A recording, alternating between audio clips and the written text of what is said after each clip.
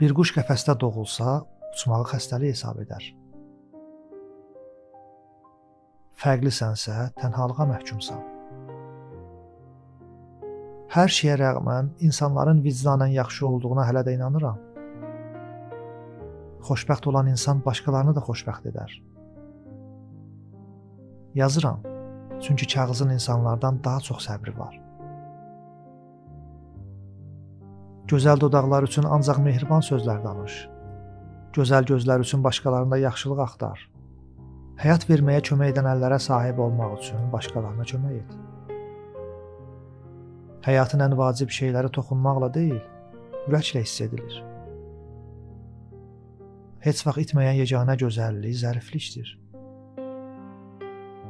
İnsanların öldüyünü gördüm, sevgililərin ayrıldığını. Hər gün təkrarlanan qəddarlıq və aclığı. Bütün bunlar mənə göstərdi ki, həyatda əziyyət çəkən insana duyacağımız empatiyadan daha vacib heç nə yoxdur. Heç nə. Nə karyera, nə sərvət, nə zəka, nə vəzifə. Əgər biz nəcib həyat sürmək istəyiriksə, başqalarının izdırablarına biganə qala bilmərik.